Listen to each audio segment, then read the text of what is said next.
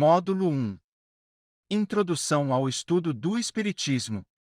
Objetivo geral: propiciar conhecimentos gerais sobre a doutrina espírita. Roteiro 1. O contexto histórico do século XIX na Europa. Objetivo específico: identificar o contexto histórico do século XIX na Europa, por ocasião do surgimento da doutrina espírita. Conteúdo básico: o século XIX desenrolava uma torrente de claridades na face do mundo, encaminhando todos os países para reformas úteis e preciosas. Emmanuel, A Caminho da Luz. Capítulo 23. Esse século, por direito, pode ser chamado o século das revoluções, porque nenhum, até agora, foi tão fértil em levantes, insurreições, guerras civis, ora vitoriosas, ora esmagadas. Essas revoluções têm como ponto comum o fato de serem quase todas dirigidas contra a ordem estabelecida, quase todas feitas em favor da liberdade, da democracia política ou social, da independência ou unidade nacionais. René Rémon, no século XIX, Introdução. No século XIX, as lições sagradas do Espiritismo iam ser ouvidas pela humanidade sofredora. Jesus, na sua magnanimidade, repartiria o pão sagrado da esperança e da crença com todos os corações. Emmanuel, A Caminho da Luz. Capítulo 23. Sugestões didáticas. Introdução. Iniciar a reunião fazendo uma apresentação geral do tema, por meio da técnica expositiva, destacando as ideias introdutórias dos subsídios deste roteiro. Utilizar projeções ou cartazes. Desenvolvimento. Pedir aos participantes que formem grupos para a realização das seguintes atividades, tendo como base os subsídios. Solicitar aos relatores dos grupos que façam a leitura do resumo, em plenária. Destacar pontos fundamentais da apresentação dos relatores, esclarecendo possíveis dúvidas. Subsídios. 1.1 A Revolução Francesa e as suas consequências. 1.2 A Revolução Industrial e as suas repercussões. 1.3 Manifestações artísticas e culturais do século XIX. 1.4 Manifestações filosóficas, políticas, religiosas, sociais e científicas do século XIX. Conclusão. Fazer o fechamento do assunto, destacando os principais pontos constantes do item 1.4 dos subsídios, manifestações filosóficas, políticas, religiosas, científicas e sociais do século XIX, os quais tiveram o poder de influenciar as gerações posteriores. A avaliação. O estudo será considerado satisfatório se os participantes demonstrarem interesse e desenvolverem as tarefas com entusiasmo. Técnicas, exposição, trabalho em pequenos grupos. Recursos, cartazes ou transparências, subsídios deste roteiro, lápis, papel. Subsídios. O século XIX representou uma dessas épocas em que fomos especialmente abençoados pela bondade superior, a despeito de todas as dificuldades assinaladas nesse período. Além das enormes contribuições culturais recebidas, fomos imensamente distinguidos pelo advento do Espiritismo, materializado no mundo físico, pelo trabalho inestimável do professor francês, Hippolyte Léon Denisard Rivail, que ao codificar a doutrina espírita, adotou o pseudônimo de Allan Kardec. Entretanto, é o século que dá início aos grandes movimentos revolucionários europeus que derrubaram o absolutismo, implantaram a economia liberal e extinguiram o antigo sistema colonial, movimentos esses apoiados nas ideias renovadoras da filosofia e da ciência, divulgadas no século XVIII por espíritos reformadores, denominados iluministas e enciclopedistas. Tais ideias, de acordo com o espírito Emmanuel, constituíram a base para que fossem combatidos, no século XIX, os erros da sociedade e da política, fazendo sussobrar os princípios do direito divino, em nome do qual se cometiam todas as barbaridades. Vamos encontrar nessa pleiade de reformadores os vultos veneráveis de Voltaire, Montesquieu, Rousseau, D'Alembert, Diderot, Quesnay. Suas lições generosas repercutem na América do Norte, como em todo o mundo. Entre cintilações do sentimento e do gênio, foram eles os instrumentos ativos do mundo espiritual, para a regeneração das coletividades terrestres. Enfatiza, ainda, Emmanuel que foi dos sacrifícios desses corações generosos que se fez a fagulha divina do pensamento e da liberdade, substância de todas as conquistas sociais de que se orgulham os povos modernos. Os Estados Unidos foram a primeira nação a absorver efetivamente o pensamento renovador dos iluministas. Assim é que, após alguns incidentes com a metrópole, Grã-Bretanha, os americanos proclamam a sua independência política, em 4 de julho de 1776, tendo sido organizada, posteriormente, a Constituição de Filadélfia, modelo dos códigos democráticos do futuro. A independência americana repercutiu intensamente na França, acendendo o mais vivo entusiasmo no ânimo dos franceses, humilhados pelas mais prementes dificuldades. Depois do extravagante reinado de Luís XV, a independência americana repercutiu intensamente na França, acendendo o mais vivo entusiasmo no ânimo dos franceses, humilhados pelas mais prementes dificuldades. Depois do extravagante reinado de Luís XV. Em consequência, desencadeou-se um poderoso movimento revolucionário em 1789, a Revolução Francesa, considerado o marco que separa a idade moderna da atual, a contemporânea. Os sucessivos progressos culturais em todos os campos do saber humano, desencadeados pela Revolução Francesa, foram tão marcantes que o século XIX entrou para a história como sendo o século da razão, assim como o século XVIII é denominado o século das luzes. No contexto da história da civilização ocidental europeia, o século XIX, tal como os historiadores o delimitam, ou seja, o período compreendido entre o fim das guerras napoleônicas e o início do Primeiro Conflito Mundial, é um dos séculos mais complexos, marcado por um período de profundas transformações político-sociais e econômicas, as quais tiveram o poder de influenciar gerações posteriores. 1. O contexto histórico europeu do século XIX. 1. A Revolução Francesa e as suas consequências. No apagar das luzes do século XVIII, a França, uma monarquia governada por Luís XVI, é ainda um país agrário, com industrialização incipiente. A sociedade francesa está constituída de 3 grupos sociais básicos: o clero, a nobreza e a burguesia. O clero, cognominado de primeiro estado, representava 2% da população total e era isento de impostos. Havia um grande desnível entre o alto clero, de origem nobre e possuidor de grandes rendimentos originários das rendas eclesiásticas, e o baixo clero, de origem plebeia, reduzido à própria subsistência. A nobreza, conhecida como segundo estado, fazia parte dos 2,5% de uma população de 23 milhões de habitantes. Não pagava impostos e tinha acesso aos cargos públicos.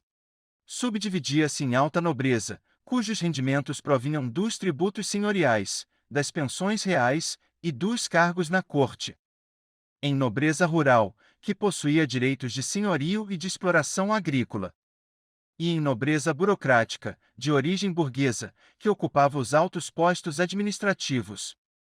Cerca de 95% da população, que incluía desde ricos comerciantes até camponeses, formavam o terceiro estado, que englobava a burguesia, fabricantes, banqueiros, comerciantes, advogados, médicos, os artesãos, o proletariado industrial e os camponeses. Os burgueses tinham poder econômico, devido, principalmente, às atividades industriais e financeiras.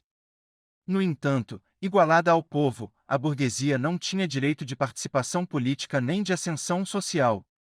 Foi essa situação que desencadeou uma série de conflitos, que culminaram com a Revolução Francesa, de 14 de julho de 1789.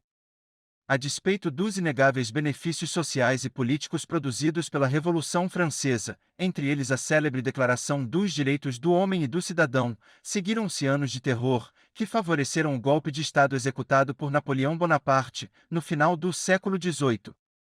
Os sublimes ideais da Revolução Francesa foram desvirtuados, em razão do abuso do poder exercido por aqueles que assumiram o governo do país.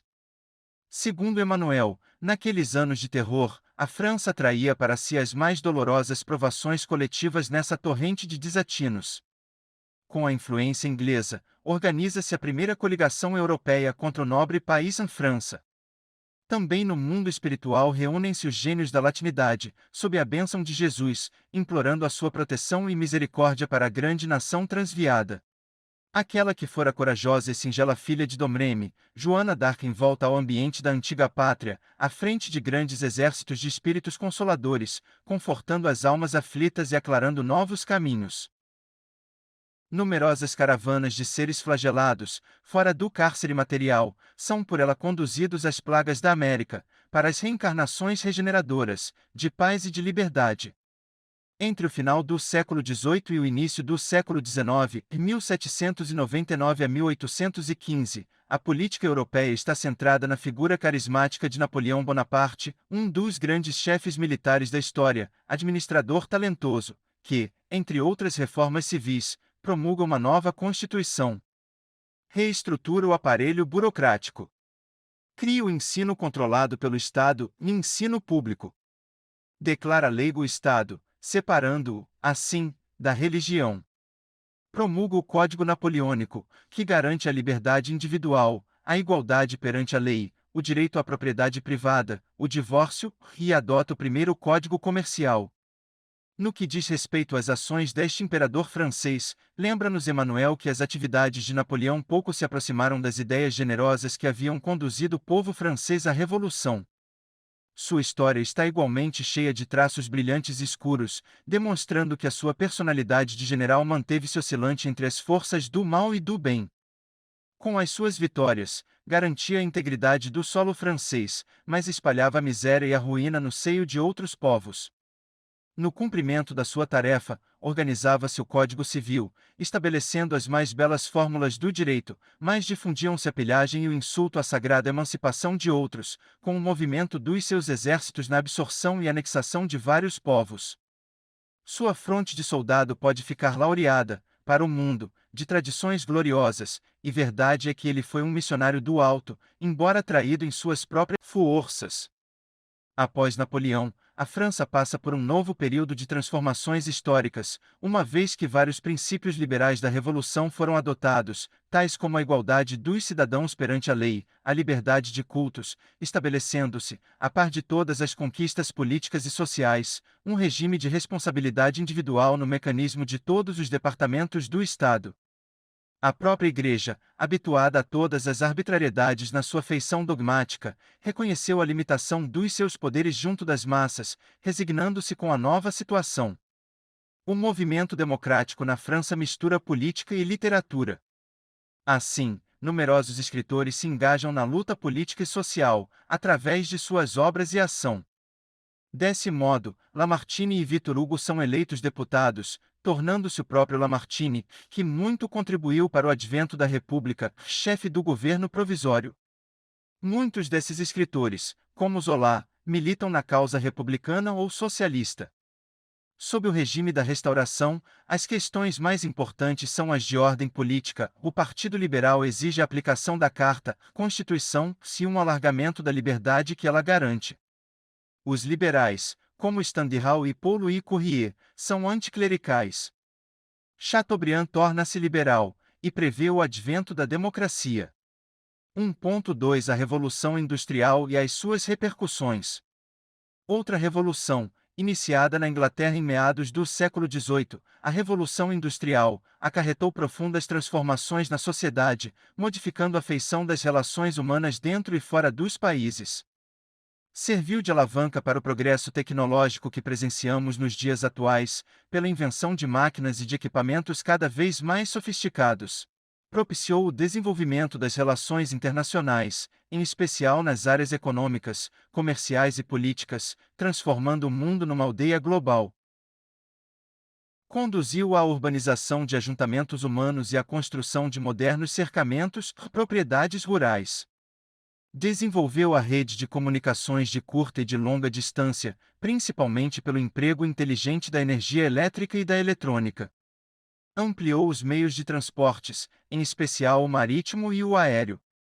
Favoreceu as pesquisas médico-sanitárias voltadas para o controle das doenças epidêmicas, resultando no aumento das faixas da sobrevida humana. A Revolução Industrial, no entanto, produziu igualmente várias distorções e malefícios, de certa forma esperados, se considerar o relativo atraso moral da nossa humanidade. Os principais desequilíbrios produzidos pela Revolução Industrial são, essencialmente, decorrentes das relações trabalhistas, infelizmente caracterizadas pela exploração do trabalho e pelas deficientes condições de segurança e higiene laborais, ocorridas em gradações diversas.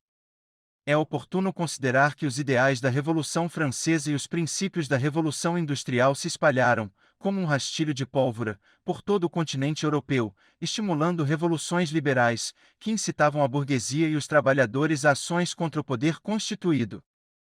A Europa do século XIX assemelha-se a um caldeirão em constante ebulição, afetando o cotidiano das pessoas, em decorrência das contínuas mudanças no campo das ideias, na organização das instituições, na definição das formas de governo, e em virtude dos embates político-sociais, das conquistas científicas e tecnológicas, das planificações educativas, dos questionamentos religiosos e filosóficos.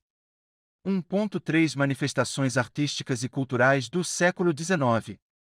As atividades artísticas e culturais do século XIX revelam uma preferência predominantemente romântica. O romantismo influencia as ideias políticas e sociais abraçadas pela burguesia revolucionária da primeira metade do século, associando as manifestações românticas aos ideais de liberdade, igualdade e fraternidade. A inspiração do artista romântico era buscada junto das pessoas simples, numa manifestação anti-elitista e anti-aristocrática. Pesquisava-se a cultura popular e o folclore para a produção de pinturas, esculturas e peças musicais. As obras românticas de caráter épico destacam o heroísmo. O ideário artístico estava diretamente relacionado à realidade das lutas políticas e sociais da época, os sacrifícios da população, o sangue derramado nas batalhas e até as dificuldades encontradas nas disputas amorosas. No que diz respeito à produção literária, sobressai, na Alemanha, o poeta Goethe, que em Fausto, uma de suas mais importantes obras, enaltece a liberdade individual, tema repetido em seus demais trabalhos. Na França, destaca-se a figura de Victor Hugo, que ocupa lugar excepcional na história das letras francesas. Grande parte de sua obra é popular pelas ideias sociais que difunde, e pelos sentimentos humanos, nobres e simples que ela canta. No livro Napoleão, o Pequeno, Victor Hugo critica o governo de Napoleão III. Em Os Miseráveis, denuncia, como ninguém até então fizera, o estado de penúria dos pobres. As artes plásticas, inspiradas no classicismo greco-romano, têm como exemplos mais importantes o Arco do Triunfo e as colunas existentes em Paris, construídas por ordem de Napoleão Bonaparte. Jacques-Louis David legou à posteridade famoso quadro sobre o assassinato de Jean-Paul Marat, um dos líderes da Revolução Francesa. O pintor francês Eugène Delacroix, líder do movimento romântico na pintura francesa, retrata no quadro A Liberdade uma mulher que, segurando a bandeira tricolor francesa, guia o povo nas dramáticas jornadas revolucionárias. No campo das composições musicais ocorre uma reviravolta. O virtuosismo do século anterior é substituído por interpretações musicais de forte colorido emocional. A música para os românticos não era só uma obra de arte, mas um meio de comunicação com o estado de alma. Os grandes compositores românticos captam e executam peças musicais que destacam o momento político. Um dos compositores que demonstra de forma notável essa relação é Richard Wagner. A composição musical Lohengrin revela a forte influência dos socialistas utópicos e dos revolucionários da época. Beethoven homenageia Napoleão Bonaparte em sua Nona Sinfonia. A Rapsódia Húngara, de Liszt, e as Polonaises, de Chopin, são verdadeiros panfletos de manifestações nacionalistas.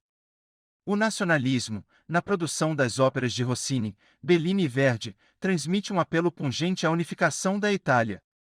O surgimento dessa forma de ópera determina a passagem da música de câmara para a música dos grandes teatros, onde um grande número de pessoas poderia ter acesso aos espetáculos artísticos.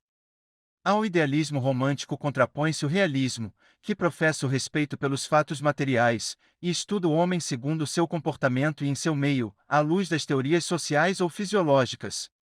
Escritores realistas como Stendhal, Balzac, Flaubert, e naturalistas como Zola, escreveram romances com pretensões científicas. Zola imita o método científico experimental do biólogo Claude Bernard. Na segunda metade do século XIX, a pintura europeia passa por uma verdadeira transformação, desencadeada pelo movimento chamado Impressionismo. Os pintores impressionistas procuram captar o cotidiano da vida urbana e do campo, buscando registrar nas telas as impressões dos efeitos da luz sobre a cena desejada. Os pintores mais importantes desse movimento foram Edouard Manet, Claude Monet, Renoir, Cézanne e Degas. 1.4 Manifestações filosóficas, políticas, religiosas, sociais e científicas do século XIX. Para Emmanuel, o campo da filosofia não escapou a essa torrente renovadora. Aliando-se às ciências físicas, não toleraram as ciências da alma o ascendente dos dogmas absurdos da Igreja. As confissões cristãs, atormentadas e divididas, viviam nos seus templos um combate de morte. Longe de exemplificarem aquela fraternidade do Divino Mestre, entregavam-se a todos os excessos do espírito de seita. A filosofia recolheu-se, então, no seu negativismo transcendente, aplicando às suas manifestações os mesmos princípios da ciência racional e materialista. Schopenhauer é uma demonstração eloquente do seu pessimismo e as teorias de Spencer e de Comte esclarecem as nossas assertivas, não obstante a sinceridade com que foram lançadas no vasto campo das ideias. De acordo com o positivismo de Auguste Comte, a humanidade ultrapassou o estado teológico e o estado metafísico ao penetrar o estado positivo, caracterizado pelo sucesso dos conhecimentos positivos, fundados numa certeza racional e científica. Tais ideias conduzem aos exageros do cientificismo, em que a fé na ciência se torna a verdadeira fé. Acreditar-se que ela vai resolver todos os problemas, elucidar todos os mistérios do mundo, tornar inúteis a religião e a metafísica. Este entusiasmo é revelado na conhecida obra literária de Renan, L'Avenir de la Science, O Futuro da Ciência. Em relação às ideias anarquistas e às ideologias socialistas da sociedade da época, essas concepções ainda repercutem nos dias atuais.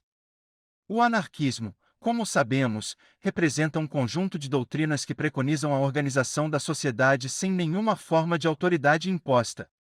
Considera o Estado uma força coercitiva que impede os indivíduos de usufruir liberdade plena. A concepção moderna de anarquismo nasce com a Revolução Industrial e com a Revolução Francesa.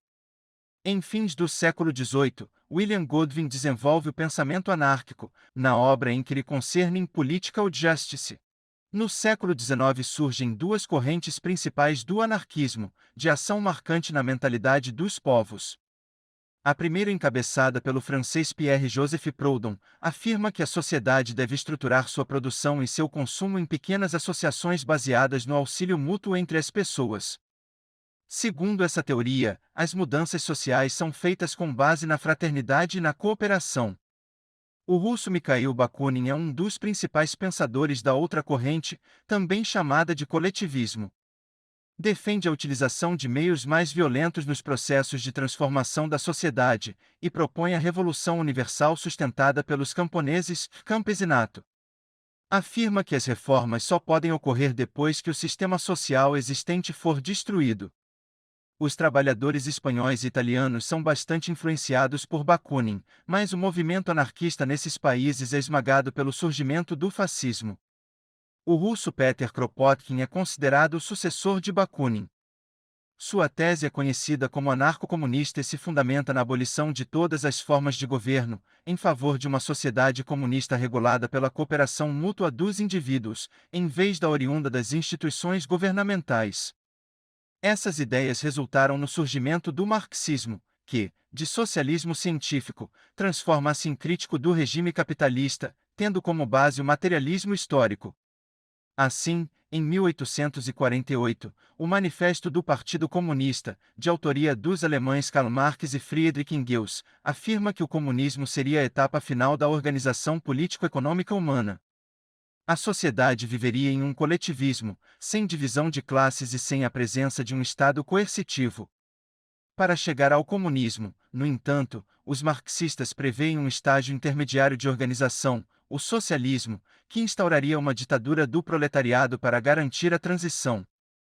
Esses movimentos políticos também confrontam as práticas religiosas conduzidas pela Igreja Católica que, desviada dos princípios morais do estabelecimento de um império espiritual no coração dos homens, aproxima-se em demasia das necessidades políticas da nobreza reinante na Europa. Essa aproximação com o poder real trouxe consequências desastrosas, abrindo espaço a discussões sobre o papel desempenhado pela Igreja em particular, e pela religião, considerada como sinônimo de movimento religioso de Igreja, católica ou reformada, equívoco que ainda norteia o pensamento religioso da maioria dos europeus dos dias atuais. Nesse contexto, surge o catolicismo social, movimento criado por Lamennais, que buscava um ideal de caridade e de justiça, conforme os ensinos do Evangelho. Lamennais rompe com a Igreja e se torna abertamente socialista. Lacordaire e Montalembert se submetem sem abandonar a ação generosa, caridade e justiça. A fragilidade demonstrada pela Igreja Católica, frente aos contumazes ataques que recebia, abriu espaço à expansão das doutrinas divulgadas pelas igrejas reformadas. Na verdade, a propagação do protestantismo na Europa e na América, da mesma forma que a multiplicidade de interpretações doutrinárias surgidas ao longo de sua evolução histórica, estava ocorrendo desde o século XVI. Os questionamentos levantados sobre o papel da religião, num período em que a sociedade estava submetida a um racionalismo dominante, conduziram teólogos e intelectuais protestantes do século XIX a um reexame dos textos bíblicos, e até a um estudo crítico da razão de ser do cristianismo. Nasciam, a partir daquele momento histórico, as teorias sobre a salvação pela fé, dogma considerado imprescindível à experiência religiosa de cada pessoa e à necessidade social que o homem tem de crer em Deus e de senti-lo. No campo da ciência, as mudanças foram significativas, fundamentais ao progresso científico e tecnológico dos dias futuros. A descoberta do planeta Netuno por Le Verrier. Os trabalhos de Louis Pasteur sobre microbiologia. Os estudos de Pierre e Marie Curie no campo das energias emitidas pelo rádio. E a teoria da origem e evolução das espécies, de Charles Darwin. O surgimento da máquina a vapor revoluciona os meios de transportes. O desenvolvimento da indústria e sua concentração progressiva levam a um aumento considerável do proletariado urbano e da acuidade das questões sociais. O movimento industrial necessita de operações bancárias e permite a edificação de novas fortunas. A burguesia rica acelera sua ascensão e torna-se a classe dominante, força política e social. O dinheiro é tema literário de primeiro plano, com cuja inspiração os autores pintam a insolência de seus privilegiados ou a miséria de suas vítimas. Em confronto com todas as épocas precedentes, o período que vai de 1830 a 1914 assinala o apogeu do progresso científico. As conquistas desse período não só foram mais numerosas, mas também devassaram mais profundamente os segredos das coisas e revelaram a natureza do mundo e do homem, projetando sobre ela uma luz até então insuspeitada. O fenomenal progresso científico dessa época resultou de vários fatores. Deveu-se, até certo ponto, ao estímulo da Revolução Industrial, à elevação do padrão de vida e ao desejo de conforto e prazer. Todavia, é importante assinalar que uma revolução diferente marcou, também, esse período. Falamos da revolução moral proposta pelo Espiritismo nascente. O século XIX desenrolava uma torrente de claridades na face do mundo, encaminhando todos os países para as reformas úteis e preciosas. As lições sagradas do Espiritismo iam ser ouvidas pela humanidade sofredora. Jesus, na sua magnanimidade, repartiria o pão sagrado da esperança e da crença com todos os corações. Allan Kardec, todavia, na sua missão de esclarecimento e consolação, fazia-se acompanhar de uma pleiade de companheiros e colaboradores, cuja ação regeneradora não se manifestaria tão somente nos problemas de ordem doutrinária, mas em todos os departamentos da atividade intelectual do século XIX e XX. Referência bibliográfica.